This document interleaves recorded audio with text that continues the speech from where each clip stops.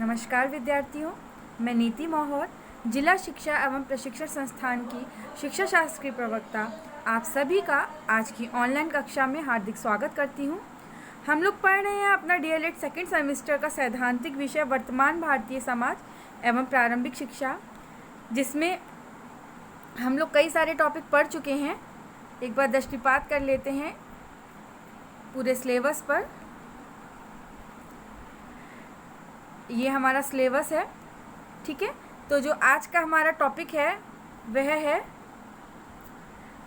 बौद्धकालीन शिक्षा व्यवस्था। हम लोगों ने प्रारंभिक शिक्षा की पृष्ठभूमि स्टार्ट की थी, जिसमें हम लोग प्राचीन काल, जो कि 3 भागों में विभाजित है। प्रारंभिक शिक्षा की पृष्ठभूमि प्राचीन काल, मध्यकालीन शिक्षा और आधुनिक कालीन शिक्षा।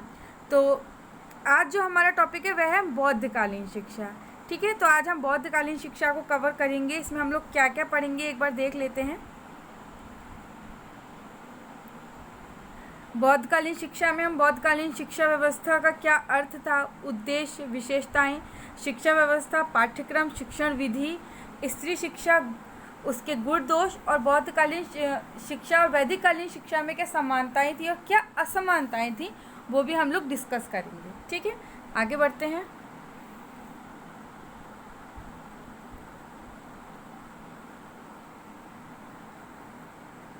बौद्धकालीन शिक्षा व्यवस्था क्या थी? शिक्षा चूँकि जीवन पर्यंत चलने वाली एक सतत प्रक्रिया है, इसलिए इसमें समय स्थान के साथ परिवर्तन होना एक स्वाभाविक घटना है। समय के साथ वैदिककालीन शिक्षा में जो संकीर्णता आ गई थी, उसने ही एक नई शिक्षा प्रणाली के लिए द्वार खोले, जिसे बौद्ध शिक्षा प्रणाली कहा गया। मतलब बौद्धकालीन शिक्षा प्रणाली से पहले कौन सी शिक्षा प्रणाली चल रही थी? वैदिककालीन चल रही थी। अब उसमें कुछ कमियां आ गई थी, उसी के कारण एक नई शिक्षा प्रणाली की शुरुआत हुई, बौद्धकालीन शिक्षा प्रणाली की। क्योंकि देखिए, चाहे कुछ भी हो, चाहे कोई सरकार ही क्यों ना हो, उसमें कमियां होती हैं तो क्या होता है, दूसरी सरकार आती है, नई सरकार आती है, उसमें भी फिर कुछ कमियां होती है, तो लोग उसे भी क्या करते हैं, अस्वीकार कर देते, फिर नई सरकार आती है। ऐसी शिक्षा व्यवस्था में भी क्या था, जो वैदिककालीन शिक्षा व्यवस्था थी, उसमें कई सारी कुरीतियाँ उत्पन्न हो गई थी, ठीक है। तो इसलिए उसके बाद बौद्धकालीन शिक्षा का आरंभ हुआ, ठीक है। कई सारी कमियां थी। ऐसा नहीं है कि वैदिककालीन शिक्षा व्यवस्था में कोई कमी नहीं थी, कई सारी कमियां थी। बहुत कर्मकांड उसमें स्थापित हो गए थे, ब्राह्मणों का वर्चस्व हो गया था, शूद्रों को शिक्षा प्राप्ति का अधिकार नहीं था। इन सब कमियों को देखते हुए कुछ लोगों ने उसे पसंद नहीं किया, फिर बौद्धकालीन शिक्षा व्यवस्था आई, ठीक है। तो जैसे वैदिककालीन, देखिए दोनों में अंतर करते हुए पढ़ेंगे तो अच्छे से समझ में आएगा, और ऐसे ही पढ़ना भी चाहिए, ठीक है, एग्ज़ाम के पॉइंट ऑफ व्यू से। तो बौद्धकालीन शिक्षा व्यवस्था का क्या अर्थ है? बौद्ध धर्म के प्रचार के लिए विकसित की गई शिक्षा प्रणाली बौद्ध शिक्षा प्रणाली कहलाती थी, ठीक है। महात्मा बुद्ध, जिनका जो वास्तविक नाम था, बचपन का नाम था, वो क्या था, सिद्धार्थ था, वो इस बौद्ध धर्म के क्या थे, प्रवर्तक थे। यानी बौद्धकालीन शिक्षा व्यवस्था को किसने स्टार्ट किया था? महात्मा बुद्ध जी ने किया था, ठीक है। इसके क्या उद्देश्य थे? बौद्ध धर्म मध्यम मार्गीय का पक्षधर था, इसलिए उसमें जो शिक्षा व्यवस्था थी उसका मकसद क्या था? शिक्षा समाज के हर वर्ग तक पहुँचे, जाति, धर्म, वर्ग, लिंग का भेदभाव नहीं था। जैसे कि वैदिककालीन शिक्षा व्यवस्था में केवल 3 ही वर्णों को शिक्षा का अधिकार था, चौथे वर्ण को नहीं था। तो इसमें ऐसा नहीं था। इसमें जो मकसद था वो क्या था कि शिक्षा समाज के हर वर्ग तक पहुँचे। इसमें जाति व्यवस्था लागू नहीं थी। प्रत्येक धर्म को, प्रत्येक लिंग को, प्रत्येक वर्ग को शिक्षा का अधिकार प्राप्त था, ठीक है। बौद्धकालीन शिक्षा बालक के शुद्ध चरित्र निर्माण पर जोर देती थी। सात्विक जीवन से ही जीवन में सादा जीवन, उच्च विचार का उद्देश्य पूरा हो सकता था। बौद्धकालीन शिक्षा बालक में सामाजिक कुशलता के विकास पर जोर देती थी, ठीक है। सामाजिक कुशलता, चरित्र का निर्माण बहुत महत्वपूर्ण है। बौद्ध धर्म केवल भारत में ही नहीं, विदेशों में भी फैला। देखिए, ये एक ऐसा धर्म है जो केवल भारत में ही प्रसिद्ध नहीं हुआ, विदेशों में भी। अभी भी देख लीजिए आप, कितने सारे देश हैं जहाँ बौद्ध धर्म प्रचलित है और बहुत लोग पसंद करते हैं इसको, ठीक है। इसलिए इस युग की शिक्षा का एक लक्ष्य क्या था? राष्ट्रीय संस्कृति का प्रचार, प्रसार और संरक्षण करना भी था, ठीक है। बौद्ध धर्म क्योंकि एक धर्म था इसलिए इसका मतलब जो था धर्म का आध्यात्मिकता से निकट संबंध होता है, आप सभी लोग जानते हैं। इसलिए बौद्ध धर्म का अंतिम व प्रमुख लक्ष्य सत्य की खोज तथा निर्वाण की प्राप्ति था। देखिए यहाँ पे निर्वाण की प्राप्ति है। वैदिक कालीन शिक्षा व्यवस्था में क्या था, मोक्ष की प्राप्ति थी, मोक्ष को ही इसमें निर्वाण कहा गया है। ठीक है, तो कुछ अंतर नहीं है, बस शब्दों का अंतर है। वहाँ मोक्ष की प्राप्ति था या निर्वाण की प्राप्ति है, अंतर कुछ ज़्यादा नहीं है। ठीक है, आगे बढ़ते हैं। अब हम बौद्ध कालीन शिक्षा व्यवस्था की विशेषताएं पढ़ते हैं। ठीक है, शिक्षा कैसी थी, सार्वभौमिक थी, यानी सभी के लिए थी, जाति धर्म का कोई बंधन नहीं था। प्राथमिक शिक्षा पूर्णतः निःशुल्क थी। देखिए कितनी अच्छी विशेषता है, इसको आज भारतीय समाज ने अपनाया हुआ भी है। हमारी जो वर्तमान शिक्षा प्रणाली है उसमें ये लागू भी है। अभी भी जो प्राथमिक शिक्षा थी वो पूरी तरह से कैसी थी, निःशुल्क थी। शिक्षा व्यवस्था का मूल केंद्र संघ था, और उस समय क्या था, वैदिककालीन शिक्षा व्यवस्था में क्या था, गुरुकुल था। ठीक है, जिनका प्रशासन व प्रबंध योग मतलब जिनका जो प्रशासन और प्रबंध कौन करता था, अनुभवी व्यक्ति करता था, और गुरुकुल में कौन करता था, गुरु करता था। शिक्षा को राजा का संरक्षण प्राप्त था किंतु नियंत्रण नहीं था। देखिए संरक्षण तो था, यानी ग्रांट तो दे सकता था, लेकिन नियंत्रण नहीं था राजा का। ठीक है, यानी राजा का नियंत्रण नहीं था, और राजा का नियंत्रण वैदिककालीन शिक्षा में भी नहीं था। ठीक है, संघ के ही अपने नियम कानून होते थे। ठीक है, राजा के नहीं होते थे। किसके नियम कानून चलते थे बौद्ध कालीन शिक्षा व्यवस्था में, संघ के। ठीक है, और सबसे अच्छी बात, शिक्षा का माध्यम क्या था, जन भाषा था, और उस समय जन भाषा क्या थी, पाली भाषा थी। ठीक है, और यही जो खूबी थी कि जन भाषा था, यही इस शिक्षा प्रणाली की लोकप्रियता का मुख्य कारण भी हुआ। ठीक है, शिक्षा प्रणाली जनतांत्रिक सिद्धांतों पर आधारित थी, निर्णय मतदान के आधार पर लिए जाते थे। ये भी बहुत अच्छी विशेषता है कि तब डेमोक्रेसी थी इस शिक्षा व्यवस्था में। ठीक है, तो ये सब इसकी विशेषताएं थी। बौद्ध शिक्षा में भी संस्कारों को महत्व दिया जाता था, धम्म संघ गुरु की महत्ता को स्वीकार किया जाता था। देखिए जैसे कि वैदिककालीन शिक्षा में संस्कार थे, ठीक है, विद्यारंभ संस्कार था, उपनयन संस्कार था, वैसे इसमें भी थे, अभी हम लोग आगे पढ़ेंगे। प्रारंभिक शिक्षा के लिए तो भी था, उच्च शिक्षा के लिए भी था, जो थे वो हम आगे पढ़ेंगे। ठीक है, काफ़ी देखिए अंतर करते हुए पढ़ेंगे तभी समझ में आएगा। बौद्ध शिक्षा पद्धति की एक विशेषता यह थी कि शास्त्रीय विवाद पे बल दिया जाता था। जैसे आजकल हम लोग ग्रुप डिस्कशन नहीं करते हैं, मतलब कोई टॉपिक ले लिया, आपस में उस पर डिस्कशन करें तो ज़्यादा अच्छे से समझ में भी आता है। तो उस समय भी इस तरह का रूप प्रचलित था शिक्षण विधि का, शास्त्रीय विवाद को महत्व दिया जाता था। छात्र समय समय पर एकत्र होकर विभिन्न विषयों पर विचार विमर्श करते थे और ज्ञान का संवर्धन करते थे। ठीक है, एक जो शिक्षा शास्त्री हुए हैं, प्रसिद्ध शिक्षा शास्त्री हुए हैं मेडेल, उनका कथन है कि शास्त्रीय विवादों को प्रोत्साहन दिया जाता था। इस प्रकार की, ध्यान से देख लीजिए, शास्त्रीय विवादों को प्रोत्साहन दिया जाता था। इस प्रकार की विज्ञ मंडलियाँ बौद्ध उच्च शिक्षा की एक अनोखी विशेषता थी। ठीक है, यानी जो शास्त्रीय विवाद था ये एक बहुत ही अनोखी विशेषता था इस शिक्षा व्यवस्था का। ठीक है, विज्ञ मंडलियाँ होती थी, आपस में विचार विमर्श होता था और ज्ञान का क्या होता था, संवर्धन होता था। ठीक है, आगे बढ़ते हैं। शिक्षा व्यवस्था, बौद्ध युगीन शिक्षा का प्रारंभ 6 या 8 वर्ष से माना जाता था। शिक्षा का मूल केंद्र क्या थे, मठ थे। उसमें प्रवेश करने से पहले बच्चे का क्या होता था, प्रवज्य संस्कार होता था। और वैदिककालीन शिक्षा व्यवस्था में क्या होता था, विद्यारंभ संस्कार होता था, जो कि घर पर ही होता था। और गुरुकुल में जब प्रवेश करता था तो उपनयन संस्कार होता था। याद होगा आप लोगों को, लास्ट लेक्चर में पढ़ा था। ठीक है, प्रवज्य संस्कार में उसके बाल मुड़वाए जाते थे बालक के, उसे पीला वस्त्र धारण करके शिष्य के रूप में स्वीकार किए जाने के लिए गुरु से वो क्या करता था, प्रार्थना करता था। प्रार्थना स्वीकार होने के बाद वह शरण त्रयी का अनुसरण करता था। शरण त्रयी क्या है, अब ये पढ़ते हैं हम लोग, बुद्धम शरणम गच्छामि, धम्मम शरणम गच्छामि, संघम शरणम गच्छामि। ठीक है, यही क्या है, शरण त्रयी है। ठीक है, प्रवज्य संस्कार के बाद, ये देखिए बहुत ही इंपॉर्टेंट चीज़ है, प्रवज्य संस्कार के बाद छात्र क्या कहलाता था, श्रमण कहलाता था, सामनेर कहलाता था, या सिद्ध विहारक कहलाता था। ठीक है, क्या कहलाता था, श्रमण कहलाता था, सामनेर कहलाता था, या सिद्ध विहारक कहलाता था। छात्रों को ये जो मैं इस समय जो पढ़ा रही हूँ ये पैराग्राफ बहुत ही महत्वपूर्ण है, टेट, सुपर टेट, डीएलएड, प्रत्येक दृष्टिकोण से, तो ध्यान से पढ़िए इसको। छात्रों को 6 माह तक सिद्धू रस्तु नामक बाल पोथी पढ़ने को दी जाती थी। सिद्धू रस्तु नामक बाल पोथी, नाम याद कर लीजिए, जिसमें वर्णमाला के 49 अक्षर थे। इसको समाप्त करने के बाद बालक 5 विद्याओं में ज्ञान प्राप्त करता था। कौन कौन सी थी वो विद्याएं? शब्द विद्या, शिल्प, स्थान विद्या, चिकित्सा विद्या, हेतु विद्या, अध्यात्म विद्या। ठीक है, तो कौन सी पुस्तक पढ़ाई जाती थी? सिद्धूरस्तु पुस्तक पढ़ाई जाती थी। और कितनी विद्याओं की शिक्षा दी जाती थी? 5 विद्याओं की शिक्षा दी जाती थी। बहुत महत्वपूर्ण है। वर्णमाला के कितने अक्षरों का क्या दिया जाता था? 49। याद रखिएगा।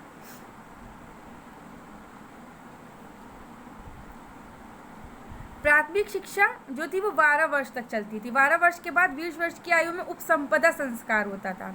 अब देखिए, ये तो उपसंपदा संस्कार हो रहा है 20 वर्ष की आयु में, और जो हमारा उपनयन संस्कार था, वैदिक कालीन का जो उच्च शिक्षा का संस्कार था उपनयन था, मतलब जब गुरुकुल में जाता था बालक तो उपनयन संस्कार होता था। उसकी आयु कितनी थी? ब्राह्मण के लिए 8 थी, क्षत्रिय के लिए 11 थी और वैश्य के लिए 12 थी। और यहाँ पर क्या उपसंपदा संस्कार की आयु कितनी है?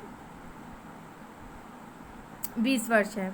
ठीक है, क्योंकि 12 वर्ष की प्राथमिक शिक्षा हो गई, 8 वर्ष पे उसने अपना एडमिशन ही लिया था, तो 20 वर्ष का तो वो हो ही गया। ठीक है, जब वो नवभिक्षु बनता था तो नवभिक्षु 10 नियमों के पालन का संकल्प लेता था। वो 10 नियम कौन कौन से थे देखते हैं। जीव हत्या ना करना, चोरी ना करना, शुद्ध रहना, असत्य ना बोलना, मादक पदार्थों का प्रयोग ना करना, समय पर भोजन करना, नृत्य संगीत तमाशा से दूर रहना, श्रृंगार की वस्तुओं का प्रयोग करना, भूमि शयन करना। देख लीजिए कितने कठिन नियम थे। इसमें से अगर आज लागू कर दिए जाए ये नियम तो बताइए आप लोग कितनों का पालन कर पाएंगे। ठीक है, नृत्य संगीत तमाशा से दूर रहना, नहीं रह पाएंगे। श्रृंगार की वस्तुओं का प्रयोग लड़कियों के लिए बोल दिया जाए कि छोड़ दीजिए, नहीं छोड़ पाएंगी। भूमि शयन करना, ज़मीन पर सोने के लिए बोल दिया जाए, सो पाएंगे? नहीं सो पाएंगे। असत्य ना बोलना, ऐसा तो हो ही नहीं सकता जीवन में कोई असत्य ना बोले। छोटा मोटा झूठ तो सभी बोलते हैं, छोटी मोटी चोरी भी सभी करते हैं। ठीक है, अपने ही घर में, ऐसा नहीं बोल रही हूँ मैं कि बाहर जाकर करते हैं। ठीक है, तो इन नियमों का पालन आजकल कठिन है, लेकिन तब ये लागू थे। 12 मास का एक शिक्षण सत्र होता था। 12 मास का, यानी इस समय भी एक शिक्षण सत्र वैसे 12 मास का ही है। ठीक है, पठन पाठन प्रातः काल से मध्याह्न और पुनः भोजनादि क्रिया के बाद सायंकाल से पूर्व तक चलता था। अवसर के अनुसार अवकाश भी हुआ करते थे, यानी जैसे कि वैदिक कालीन शिक्षा व्यवस्था में भी अवकाश की व्यवस्था थी, वैसे इसमें भी थी। शिक्षा कार्य मठों में किया जाता था। और तब कहाँ किया जाता था? गुरुकुलों में किया जाता था। बड़े बड़े भवन हुआ करते थे। और वैदिक कालीन शिक्षा व्यवस्था में क्या होता था? बड़े बड़े भवन नहीं थे, वहाँ पे खुली प्रकृति के नीचे, पेड़ों के नीचे शिक्षा दी जाती थी। ठीक है, जिसमें हजारों बौद्ध भिक्षुओं के रहने की व्यवस्था थी। वहाँ पे क्या था? शिक्षा व्यवस्था वैयक्तिक थी। यहाँ पे क्या है? हजारों बौद्ध भिक्षुओं के रहने की व्यवस्था होती है, यानी बड़े बड़े हॉल होते थे। जिसमें गुरु शिष्य रहा करते थे। भारत के इतिहास में बौद्ध विहार सर्वप्रथम संगठित संस्था थे। इसको आप अंडरलाइन कर लीजिए कि भारत के इतिहास में बौद्ध विहार सर्वप्रथम संगठित संस्था थे। सर्वप्रथम संगठित संस्था कौन से थे? बौद्ध विहार थे। ठीक है, अभी एक और इम्पोर्टेंट क्वेश्चन यहाँ से बन रहा है। बौद्धकालीन शिक्षा केंद्र कौन कौन से थे? तक्षशिला, नालंदा, वल्लभी, विक्रमशिला, ओदंतपुरी, काशी, मिथिला और जगतला। ये सब आप लोग रट लीजिए, कम से कम कुछ तो याद कर ही लीजिए। तक्षशिला, नालंदा, वल्लभी, विक्रमशिला काफ़ी फेमस भी हैं। ठीक है, तो ये याद कर लीजिए। ओके, ये क्या थे? बौद्धकालीन शिक्षा के केंद्र थे। आगे बढ़ते हैं। पाठ्यक्रम क्या था? पाठ्यक्रम इस शिक्षा प्रणाली का पाठ्यक्रम सैद्धांतिक भी था, व्यवहारिक भी था। यानी देखिए, सैद्धांतिक भी था, व्यवहारिक भी था, क्योंकि दोनों ही चीज़ें ज़रूरी हैं। ठीक है, पाठ्यक्रम इस शिक्षा प्रणाली का जो पाठ्यक्रम था वो सैद्धांतिक भी था और व्यवहारिक भी था। धार्मिक पाठ्यक्रम में बौद्ध साहित्य का अध्ययन था और लौकिक पाठ्यक्रम में के अंतर्गत क्या था? लेखन, गणित, कृषि, पशुपालन, चिकित्सा, मल्ल विद्या, शिल्प कला आदि पढ़ाए जाते थे। ठीक है, एक चीज़ है जो वैदिक कालीन शिक्षा व्यवस्था में भी 2 तरीके का पाठ्यक्रम था, परा और अपरा। जैसे कि यहाँ पे भी है, धार्मिक पाठ्यक्रम है और लौकिक पाठ्यक्रम है। वैसे वहाँ पे भी परा और अपरा था। जो परा था उसको आध्यात्मिक बोलते थे और अपरा था उसे लौकिक बोलते थे। वैदिक कालीन शिक्षा व्यवस्था में जो पाठ्यक्रम था वो भी 2 भागों में विभाजित था। एक को परा बोलते थे, एक को अपरा बोलते थे। जो परा था वो था आध्यात्मिक और जो अपरा था वो लौकिक था। ऐसे ही यहाँ पर भी इस चीज़ को मैं इसलिए ज़्यादा इस पर फोकस कर रही हूँ क्योंकि अंतर करेंगे तभी समझ में आएगा और ये एग्ज़ाम में पूछा भी बहुत जाता है। ठीक है, वैदिक कालीन शिक्षा व्यवस्था में क्या था, परा और अपरा था। ठीक है, परा आध्यात्मिक था और अपरा क्या था, लौकिक था। ऐसे यहाँ पे भी क्या है, बौद्ध साहित्य धार्मिक भी है और लौकिक भी है। ठीक है, इसको अब ध्यान में, आई होप आपको समझ में आ गया होगा, ध्यान रखिएगा।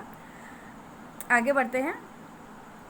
लौकिक पाठ्यक्रम के अंतर्गत क्या क्या पढ़ाया जाता था, लेखन, गणित, कृषि, पशुपालन, चिकित्सा, मल्ल विद्या, शिल्पकला आदि पढ़ाए जाते थे। ठीक है, शिक्षण विधि मौखिक थी, वैदिककालीन में भी मौखिक थी। शिक्षण का माध्यम जनभाषाएं व पाली थी और तब क्या थी, संस्कृत थी। बुद्ध ने कहा भी है कि ओ भिक्षुओं, मैं तुम में से प्रत्येक को बुद्ध के उपदेशों को अपनी स्वयं की भाषा में सीखने की आज्ञा देता हूँ। ठीक है, ये कोटेशन याद कर लीजिए, ये महात्मा बुद्ध ने कहा है। रटने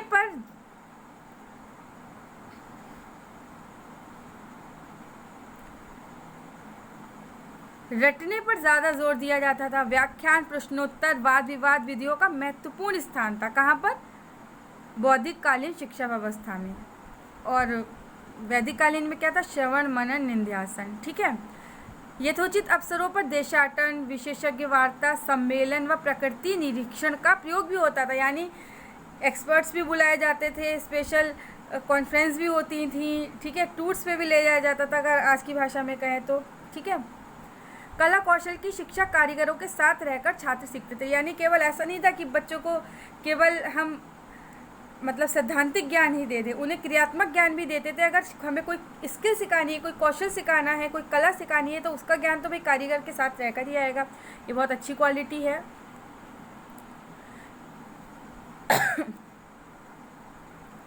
जो गुरु शिष्य संबंध थे वो कैसे थे, गुरु शिष्य संबंध स्नेहपूर्ण थे। शिष्य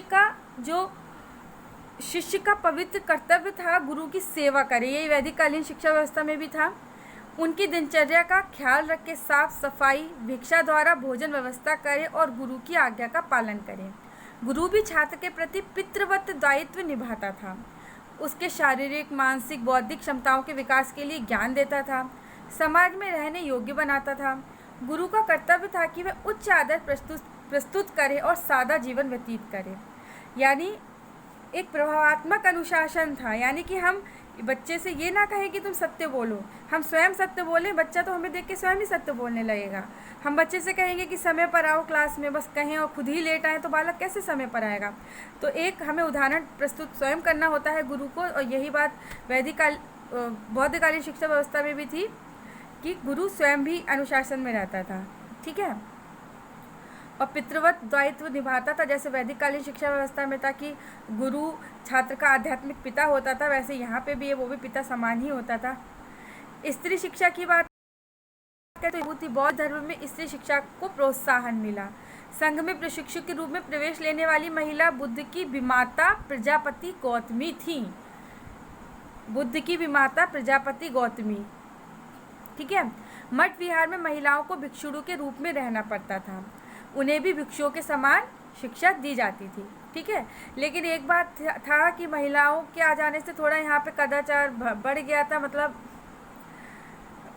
कुछ तो कमियाँ हर एक में होती ही हैं, तो आगे पढ़ेंगे इस चीज़ को भी। ठीक है, अब गुण पढ़ते हैं हम बौद्धकालीन शिक्षा व्यवस्था के। बौद्ध शिक्षा केंद्र अत्यंत सुव्यवस्थित थे। बौद्ध शिक्षा केंद्र सांप्रदायिक सौहार्द को प्रोत्साहन देती थी। बौद्ध शिक्षा केंद्र पुस्तकालय में प्रत्येक भाषा विषय का अनूठा संग्रह उपलब्ध रहता था। एक यहाँ पे बहुत बड़ी विशेषता सामने आ रही है, पुस्तकालय। यानी पुस्तकालय की कौन सी शिक्षा व्यवस्था की विशेषता है, बौद्धकालीन। ठीक है, यहाँ बड़े बड़े पुस्तकालय होते थे, इसमें हर विषय का अनूठा संग्रह होता था। जनभाषा का शिक्षा में प्रयोग लोकप्रियता का कारण था। जैसे मैंने बताया कि पाली भाषा में, जन भाषा में शिक्षा दी जाती थी, इसलिए ये शिक्षा व्यवस्था बहुत लोकप्रिय हुई और वहाँ पे वैदिक कालीन में संस्कृत में दी जाती थी। अब संस्कृत तो जन भाषा की शिक्षा नहीं थी, ठीक है, तो यहाँ पे इसलिए इसकी लोकप्रियता का कारण यह भी था जन भाषा में शिक्षा देना। मध्यम मार्ग सुलभ था शिक्षुण। देखिए मध्यम मार्ग, इस पर भी डिस्कशन करेंगे कि मध्यम मार्ग क्या है। ये शॉर्ट की चीज़ नहीं है, थोड़ा डिटेल की चीज़ है। मध्यम मार्ग क्या है, ठीक है, जो मोक्ष की निर्वाण की प्राप्ति का रास्ता बताया है महात्मा बुद्ध ने, वो मध्यम मार्ग ही बताया है। मध्यम मार्ग क्या है वो हम लोग लास्ट में डिस्कशन करेंगे। इस शिक्षा प्रणाली के कुछ दोष भी थे। स्त्री शिक्षा का सार्वभौमिकरण नहीं हो पाया, केवल कुलीन स्त्रियां ही शिक्षा ग्रहण कर पाती थी, ठीक है, हर एक घर की नहीं कर पाती थी, केवल कुलीन स्त्रियां, अमीर घरों की। लौकिक विषयों की उपेक्षा की गई, यानी लौकिक विषय कम रखे गए थे, ठीक है। आजीवन ब्रह्मचर्य ने भिक्षुओं को विलासिता की ओर ढकेला शुरू कर दिया था। मठ विहारों में मतलब उन्मुक्ता ने अवांछित तत्वों को आकर्षित किया, यानी जो मठ विहार में रहते थे मतलब आजीवन ब्रह्मचर्य का पालन करते थे, इस कारण क्या हुआ, थोड़ा वहाँ पे भी जो भिक्षु थे वो पदभ्रष्ट हो गए थे। ये सब चीज़ें आप लोगों ने पढ़ा होगा किताब में भी। बौद्ध शिक्षा और वैदिक कालीन शिक्षा में क्या समानताएं थी, ठीक है। बौद्ध शिक्षा का भी उद्देश्य क्या था, निर्माण की प्राप्ति, और यहाँ लक्ष्य था मोक्ष की प्राप्ति। तो निर्वाण और मोक्ष एक ही है। शिक्षा आरंभ की आयु 8 वर्ष थी, यहाँ पे भी 8 वर्ष थी, मतलब ब्राह्मण की 8 थी, 8, 11, 12, लेकिन एक जनरली कहें तो 8 थी। शिक्षा का आरंभ संस्कार से होता था, यहाँ पे भी संस्कार से होता था, ठीक है। यहाँ पे भी भिक्षा पाटन था, शिष्य की दिनचर्या, और दोनों में ही भिक्षा पाटन था, ठीक है। वैदिक कालीन में भी था और बौद्ध शिक्षा व्यवस्था में भी था, ठीक है। आगे बढ़ते हैं। कुछ असमानताएं भी थी, असमानताएं देख लेते हैं। बौद्ध धर्म का प्रचार मकसद था, मतलब कि इस बौद्ध शिक्षा प्रणाली का जो उद्देश्य था वो क्या था, बौद्ध धर्म का प्रचार करना। और वैदिक शिक्षा प्रणाली का उद्देश्य क्या था, ब्राह्मण धर्म का प्रचार करना, ठीक है। संघ का वर्चस्व था यहाँ गुरु का वर्चस्व था। शिक्षा समुदाय प्रधान थी, देखिए बड़े बड़े ग्रुप्स में दी जाती थी, बड़े बड़े हॉल होते थे, ठीक है। लेकिन यहाँ क्या था, शिक्षा परिवार प्रधान थी, ठीक है। कालांतर में विलासिता की ओर अग्रसर हो गया ये शिक्षा व्यवस्था। ये सादगी, मतलब ये पूरी ही ये शिक्षा व्यवस्था संपूर्ण रूप से सादगी से ही भरपूर थी। यह कदाचार नहीं था, लेकिन यहाँ पे आ गया था, यहाँ विलासिता आ गई थी, ठीक है। उपसंपदा संस्कार के बाद आजीवन ब्रह्मचर्य का पालन करना पड़ता था, लेकिन यहाँ पे जो समावर्तन संस्कार होने के बाद गृहस्थ जीवन में प्रवेश कर जाता था जो शिष्य होता था, ठीक है। लेकिन यहाँ पे क्या था, उपसंपदा के बाद ब्रह्मचर्य का आजीवन पालन करना पड़ता था, यानी कि उपसंपदा संस्कार जिसका हो जाता था वह ब्रह्मचर्य का पालन करेगा ही करेगा, ठीक है। और इसी के कारण कदाचार भी बढ़ा, ठीक है। संघ में पुरुष और स्त्री साथ में रहते थे, गुरुकुल में ऐसा नहीं था। बौद्ध शिक्षा में का माध्यम जो था वो पाली या जन भाषा था, और वैदिक कालीन में क्या था, माध्यम संस्कृत था, ठीक है। जो बौद्ध कालीन शिक्षा व्यवस्था थी वो जाति धर्म से परे थी, लेकिन वैदिक कालीन शिक्षा व्यवस्था जाति पर आधारित थी। जाति व्यवस्था तो थी ना, शूद्रों को शिक्षा का अधिकार भी नहीं था। संघ का विद्यालय पर नियंत्रण गुरुकुल नियंत्रण से मुक्त, यानी कि जो संघ होते थे उनका विद्यालयों पर नियंत्रण होता था, लेकिन जो गुरुकुल होते थे उनमें किसी प्रकार का नियंत्रण नहीं होता था, केवल गुरु का ही नियंत्रण होता था, ठीक है। तो यहाँ पे ये लेक्चर समाप्त हो गया। एक बार इसको फिर से देख लेते हैं पूरा लेक्चर शॉर्ट में, जल्दी जल्दी। हमने क्या पढ़ा आज,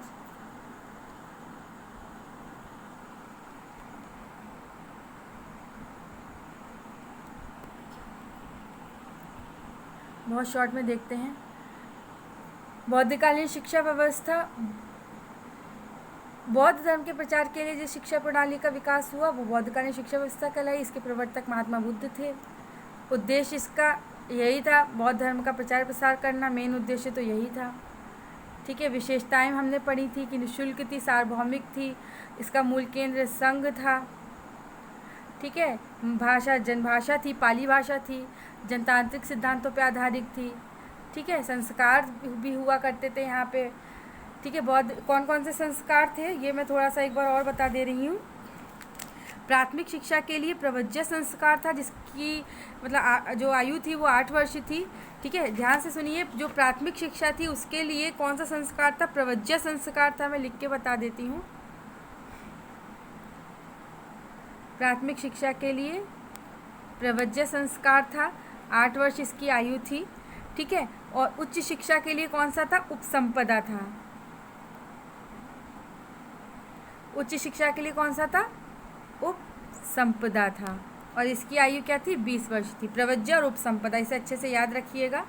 ठीक है, शिक्षा व्यवस्था जो थी वो मतलब किस वर्ष से स्टार्ट होती थी, 6 या 8 वर्ष से स्टार्ट होती थी। जब स्टार्ट होती थी तो कौन सा संस्कार होता था, प्रवज्य संस्कार होता था प्राथमिक शिक्षा का।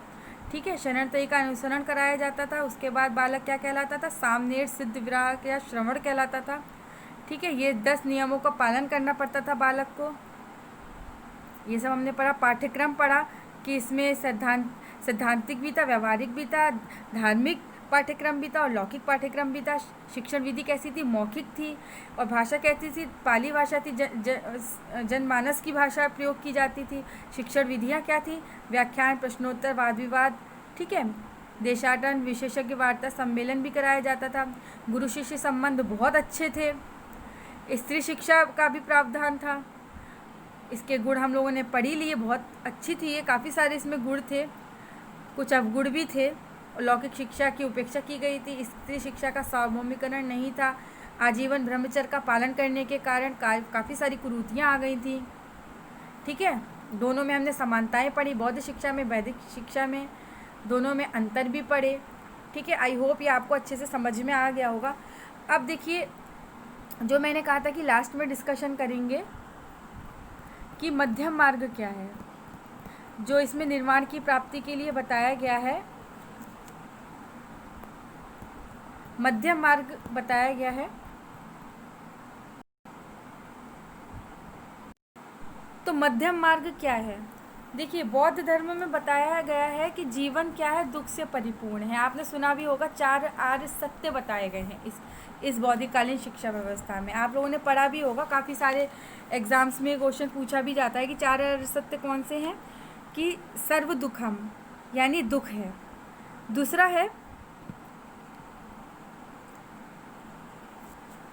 दुख समुदय यानी कि दुख का कारण है, तीसरा है दुख निरोध यानी दुख का निवारण भी है, और चौथा है दुख निरोधगामी प्रतिप्रदा यानी दुख निरोध का मार्ग। अब इसे एक बार और देख लेते हैं। दुख है, दुख का कारण है, दुख का निवारण है, और दुख निवारण का मार्ग भी है। ठीक है, ये 4 आर्य सत्य बताए हैं। ठीक है, अब जो दुख निवारण का मार्ग है, दुख निरोध का मार्ग है, उसी को अष्टांगिक मार्ग कहा गया है। क्या कहा गया है, अष्टांगिक मार्ग। और इसी अष्टांगिक मार्ग को ही क्या कहा गया है, मध्यम मार्ग या फिर मध्यम प्रतिपदा कहा गया है। ठीक है, अब इसमें अष्टांगिक मार्ग में क्या है वो एक बार आप लोग ध्यान से बस सुन लीजिए। ये आपके लेवल का ज़्यादा नहीं है, डीएलएड में इतना आता नहीं है, लेकिन फिर भी जानकारी होनी चाहिए, इसलिए मैं आपको बता रही हूँ। तो जो दुख निरोध का मार्ग बताया गया है उसे अष्टांगिक मार्ग कहा गया है। उसमें जो मध्यम मार्ग है उसमें 8 चीज़ें बताई गई हैं, ध्यान से सुनिएगा। सम्यक दृष्टि, सम्यक संकल्प, सम्यक वाक, सम्यक कर्म, सम्यक आजीव, सम्यक व्यायाम, सम्यक स्मृति और सम्यक समाधि। यही क्या है, अष्टांगिक मार्ग है। इसको ही मध्यम मार्ग कहते हैं, दुख निरोधगामी प्रतिप्रद भी बोलते हैं इसको। ठीक है, यही मध्यम मार्ग है। मध्यम मार्ग को हम एक तरीके से और समझ सकते हैं कि देखिए, जो जीवन है उसमें सुख भी है, दुख भी है। ना तो ज़्यादा सुख होना चाहिए, ना ज़्यादा दुख होना चाहिए। ठीक है, जीवन में मतलब मध्यम स्थिति होनी चाहिए। इस विषय में एक किंवदंती भी प्रचलित है कि एक बार महात्मा बुद्ध एक पेड़ के नीचे बैठे हुए थे, काफ़ी दिन से बैठे थे। वो राजकुमार थे, सब जानते हैं, लेकिन क्योंकि वो निकल गए थे सत्य की खोज में, ज्ञान की खोज में, तो पेड़ के नीचे बैठे हुए थे काफ़ी दिन से, काफ़ी कमज़ोर भी हो गए थे। तो वो देखते हैं कि एक जो मछुआरा था वो अपने बेटे को संतूर से मतलब संगीत सिखा रहा था। तो वो उससे बोलता है कि इसके तार को ना तो ज़्यादा ज़ोर से छेड़ो, ना बहुत हल्के से, सामान्य रूप से, मध्यम रूप से छेड़ो। ऐसे ही जो जीवन है उसके जो तार हैं उनको अगर हम ज़्यादा ज़ोर से छेड़ देंगे या कम ज़ोर से छेड़ेंगे तो दोनों ही स्थितियाँ खराब है। यानी जीवन के जो तार हैं सुख और दुख के, वो समान रूप से होने चाहिए। सुख भी होना चाहिए, दुख भी होना चाहिए, समान होना चाहिए, ना ज़्यादा ना कम। बहुत ज़्यादा सुख भी ठीक नहीं है, बहुत ज़्यादा दुख भी ठीक नहीं है। ठीक है, ये जो मध्यम स्थिति है वही क्या है, मध्यम प्रतिपदा है या मध्यम मार्ग है। ठीक है, तो इस बात को हम लोग अगर सभी लोग सोच ले तो हम लोग सभी सुखी रहेंगे, सभी खुश रहेंगे और हमारा जीवन बहुत अच्छा हो सकता है अगर महात्मा बुद्ध के हम इस मध्यम मार्ग को अपनाएं तो, मेरे अनुसार। ठीक है, क्योंकि ज़्यादा सुख भी अच्छा नहीं है, ज़्यादा हम लोग जो पैसे की लालच करते हैं, हर चीज़ की लालच करते हैं, वो भी ठीक नहीं है। दोनों चीज़ें बराबर होनी चाहिए, तभी हम लोग सुखी रह सकते हैं। ठीक है, तो आज की ऑनलाइन कक्षा हम लोग यहीं समाप्त करते हैं। हम लोग ने प्राचीन शिक्षा व्यवस्था की दोनों ही पढ़ लिए, वैदिक कालीन भी पढ़ लिया और बौद्ध कालीन भी पढ़ लिया। अब नेक्स्ट लेक्चर में हम लोग मुग़ल कालीन शिक्षा व्यवस्था पढ़ेंगे। आज की कक्षा के लिए बस इतना ही। अब आप लोग कमेंट बॉक्स में सभी लोग ये बताएंगे कि बौद्ध कालीन शिक्षा व्यवस्था में जो 2 संस्कार थे प्राथमिक शिक्षा के लिए और उच्च शिक्षा के लिए, वो कौन कौन से थे। सभी लोगों को बताना है, उनका नाम लिखना है। जो 2 संस्कार थे जो मैंने अलग से आपको बताया है कि बौद्धकालीन शिक्षा व्यवस्था में 2 संस्कार थे, वो कौन कौन से थे, उनके नाम सभी को अपना नाम के साथ कमेंट बॉक्स में लिखना है। ठीक है, तो आज की कक्षा यहीं समाप्त करते हैं। वीडियो को थोड़ा ज़्यादा 1-2 बार देखिएगा तब और अच्छे से समझ में आएगा। चलिए ठीक है, आज के लिए बस इतना ही। ओके, धन्यवाद।